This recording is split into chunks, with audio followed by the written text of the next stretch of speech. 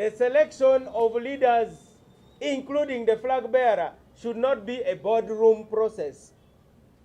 You don't sit in a boardroom and anoint yourself or anoint anybody. We must go to the people together, talk to them, gauge. That in itself will be wakening up. Can you imagine if all of us who want to contest for president hit the road together and we talk in Kampala, we go and talk in Mpigi, we go in Masaka? Eventually, you know, moving together is the first way to learn what you like about a person. So we want that process to be that way. People-centered, not boardroom. We issued that statement because we thought many of our members were putting the cart before the horse. Assuming the Muslims, the Catholics, Anglicans, and others want to elect a leader, I don't think anybody from the Muslim faith would immediately go and line up behind the Catholic Archbishop before they have sat down to agree. You cannot say, kastafe natuluanisa sitani. The Muslims are fighting Satan, the Catholics are fighting Satan, and even the Protestants. But they came together under an umbrella called Interreligious Council of Uganda, and it has a document. We need that document. DP Bloc has a document. All the principals of DP Bloc know their rights under a document which was approved by the National Executive Committee of DP and the leadership of the other parties.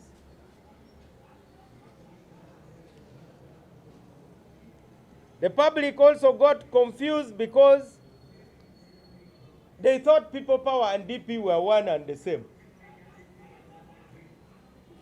Because we are the ones who have put our shoulders to building that. I want to assure our members, don't fear the noise in the media and the social media. That noise will be short-lived.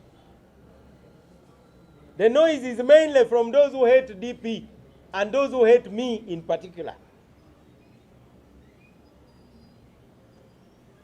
But they will soon know why I'm called the Oracle of Gulu. They are going to learn a lesson that they have refused to learn. They will understand why I have achieved all those things that I have achieved all through. Today I will send to you a soft copy of a document I released in 2010 concerning IPC. Pick whatever you can, because it seems you don't know Norbert Mao. Many people are creating a caricature of Norbert Mao, and that's the caricature they are attacking. The real Norbert Mao is here. The one of social media is yours. The one who they say has got 6 billion. Surely, if I had 6 billion, I think I would deploy it better. Do you people really know 6 billion? That's close to $2 million. Others are saying the whole thing is intended as part of a smear campaign.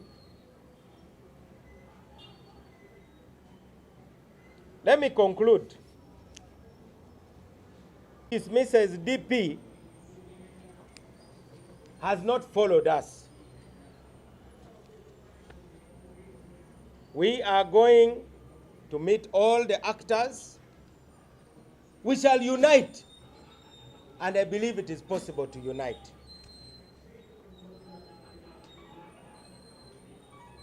We are not going to answer anybody who attacks us. We are just going to work, and we are going to carry out our activities. 8th August, we have a big reunion in Luwero. Then we are coming to Kampala. We have another big meeting in Omoro. We are going to Teso. We launched the recruitment.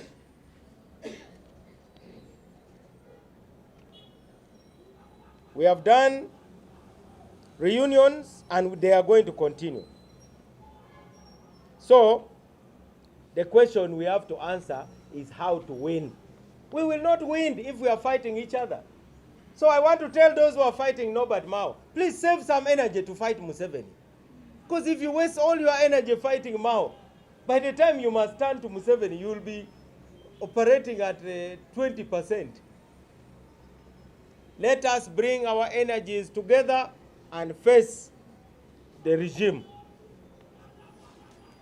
Let us build a policy agenda which will liberate Ugandans. Winning is only the first step. Look at Emmanuel Macron in France. Emmanuel Macron came as a wind of change, very strong, very powerful, very charismatic, but now the yellow vests are giving him sleepless nights. Those are the people who sent him to power. He can no longer drive on the streets of France. They are throwing rotten tomatoes at him every day. The average age of Uganda is 19. If you get power in a country messed up by Museveni and you don't have a policy plan to lift up people, those same people are going to turn against you and you'll even regret why you asked for power. Right now, power is like a hot potato for Museveni. He doesn't know what to do with it. Therefore, we shall have a strong policy position. We will have an agenda for constitutional reforms, on what form of transitional government we shall have, and above all, we believe in dialogue. I believe in dialogue with everybody. We even talk with Museveni under iPod. There are dictators who have even been negotiated out of power when they see threats. That's what happened in South Africa.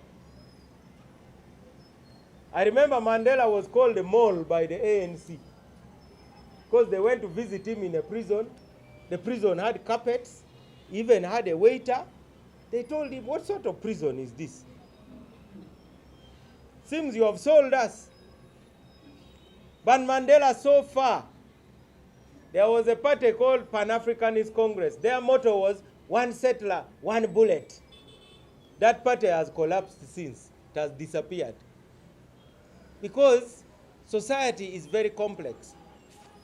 Therefore, people power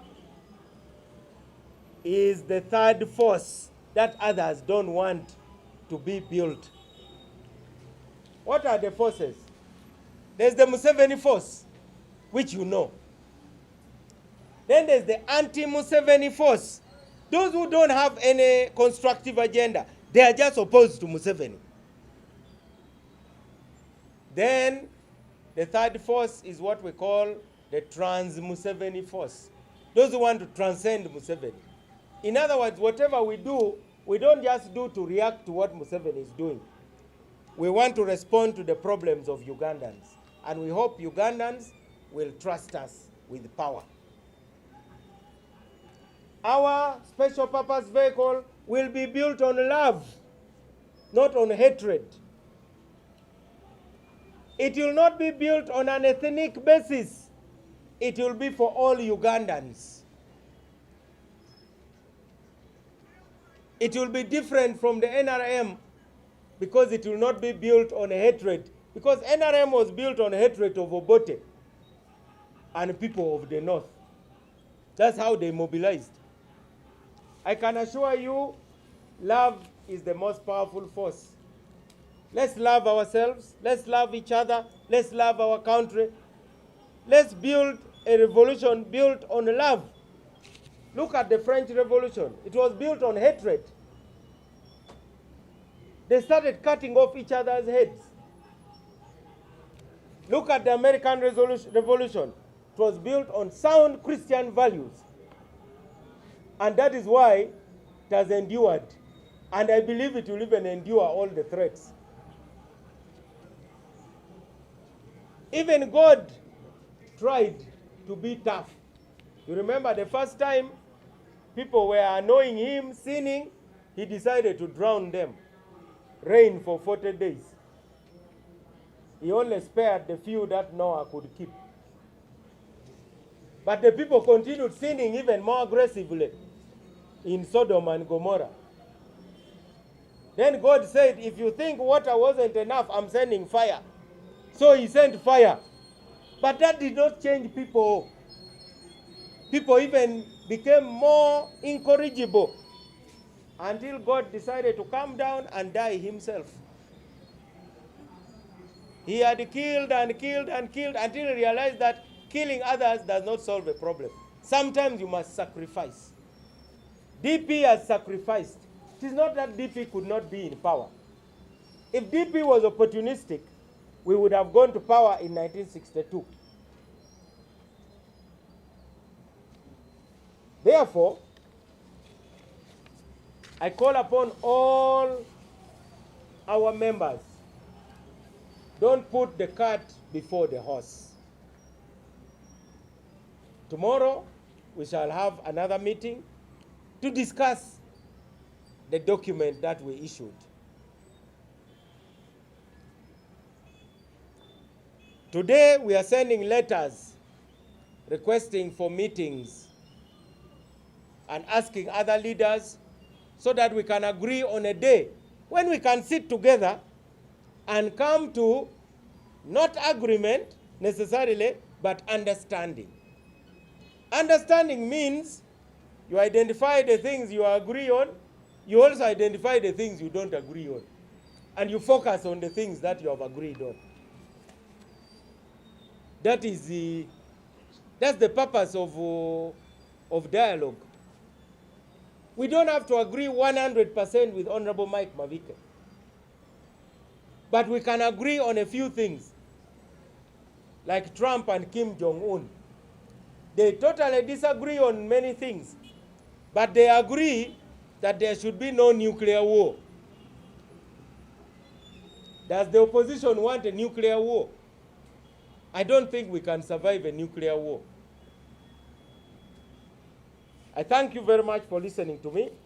Let me summarize in Luganda what I said.